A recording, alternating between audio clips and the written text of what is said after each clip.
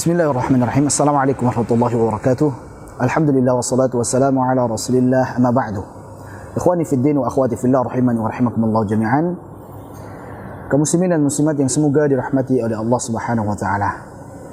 Dalam sebuah hadis dari sahabat Anas bin Malik radhiyallahu anhu, Rasulullah sallallahu alaihi wasallam bersabda, "Inna lillahi ahlina minan nas." Sesungguhnya Allah itu memiliki keluarga dari kalangan manusia. Dengan hal tersebut, para sahabat bertanya, mereka bertanya kepada Nabi Muhammad SAW, "Man hum ya Rasulullah?" Siapa mereka itu wahai Rasulullah? Siapa itu ahlu atau keluarga dari Allah Subhanahu wa taala? Maka Nabi SAW pun menjawab, "Ahlul Quran hum ahlullahi wa khassatuh." Ahli Al-Quran mereka itulah keluarga Allah Subhanahu wa taala dan orang-orang terkhususnya. Jadi hadis ini yang diriwayatkan oleh Imam Ahmad ini sangat jelas bahwasanya Nabi SAW memotivasi para ahli Quran bahwasanya mereka lah keluarga Allah Subhanahu wa taala dan orang-orang terkhususnya. Ada faedah dari uslub atau tata cara Nabi SAW mengajarkan kepada para sahabatnya. Di sini beliau terlebih dahulu membuka dengan kalimat yang menarik, yang membuat penasaran. Sesungguhnya Allah memiliki keluarga dari kalangan manusia. Maka ini tentunya membuat penasaran para sahabat. Loh, Allah punya keluarga dari golongan manusia. Maka mereka pun bertanya kepada Nabi Muhammad SAW. Ini uslub. Saat ingin menyampaikan ilmu, dibuka terlebih dahulu dengan pernyataan yang menarik. Agar orang yang mendengarkannya siap untuk menerima ilmu yang akan disampaikan tersebut.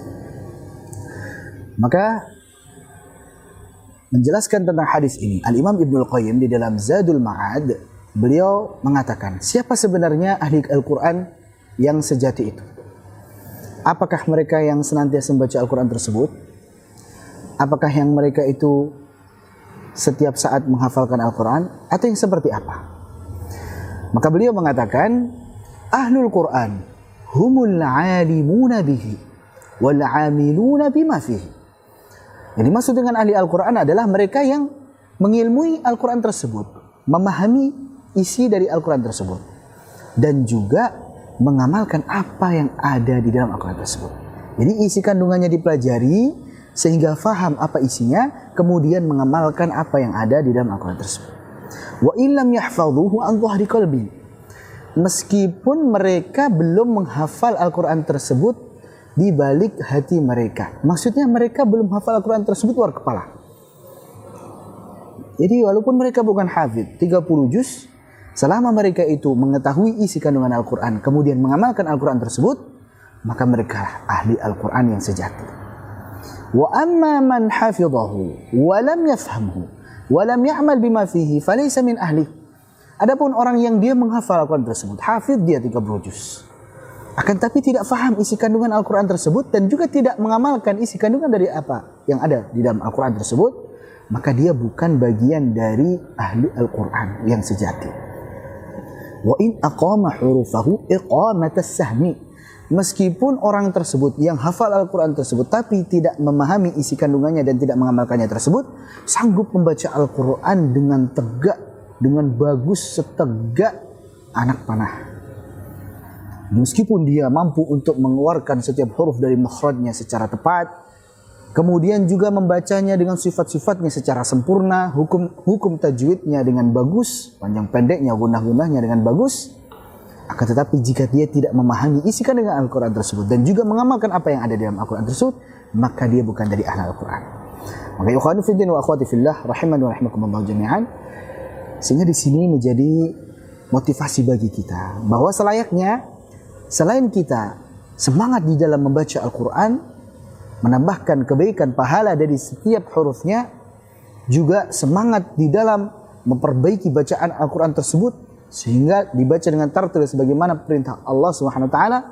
Di lain sisi ada yang jauh lebih utama daripada itu semua. Ya, ini tadi adalah suatu yang baik, suatu yang memiliki kemuliaan di sisi Allah, akan tetapi ada yang lebih utama dari itu semua, yaitu apa? Memahami isi kandungan Al-Quran tersebut kemudian mengamalkannya. Maka itulah ahli Al-Quran yang sejati. Kenapa? Karena Al-Quran sejatinya diturunkan bukan hanya untuk dibaca huruf per hurufnya saja, tetapi juga difahami isi kandungannya. Di dalam surah Shad, Allah Subhanahu wa taala berfirman, "Kitabun anzalnahu ilaika mubarakun liyadabbaru ayatihi." Kitab yaitu Al-Qur'an yang telah Allah Subhanahu wa taala turunkan Al-Qur'an tersebut kepadamu, yaitu Nabi Muhammad sallallahu alaihi wasallam. Kitab tersebut diberkahi. Untuk apa diturunkan kepada Muhammad sallallahu alaihi wasallam?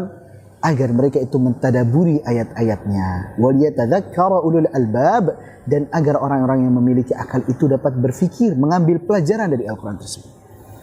Jadi Al-Qur'an bukan hanya dibaca huruf per hurufnya saja, tapi juga difahami isi kandungannya, ditadaburi isi kandungannya. Berikutnya akhirnya menjadi akhlak, menjadi pengamalan di dalam keseharian. Sebagaimana hadis yang masyhur dari sahabat Aisyah, dari sahabiah Aisyah radhiyallahu anha, ummul mukminin radhiyallahu anha, ketika beliau ditanya, bagaimana sih akhlak Nabi sallallahu alaihi wasallam? Bagaimana sih karakter Nabi sallallahu alaihi wasallam? Maka beliau pun menjawab, kana khuluquhul Qur'an. Adalah akhlak Nabi sallallahu alaihi wasallam itu Al-Qur'an. Jadi kalau pengen tahu seperti apa akhlak Nabi sallallahu alaihi wasallam, maka silahkan dipelajari Al-Qur'an tersebut. Apa yang halal maka silahkan diambil, apa yang haram ditinggalkan. Apa yang Allah perintahkan baik yang wajib maupun sunnah dilaksanakan. Apa yang Allah larang baik itu yang haram maupun yang makruh ditinggalkan. Dengan demikian, saat kita mampu memahami isi kandungan Al-Quran dan juga mengamalkan Al-Quran tersebut, maka insya Allah kitalah yang akan menjadi keluarga Allah Subhanahu wa taala dan juga orang-orang terkhususnya. Demikian, semoga bermanfaat. Wassallallahu ala Nabi Muhammad sallallahu alaihi wasallam. Billahi taufiq wal hidayah. Wassalamualaikum warahmatullahi wabarakatuh.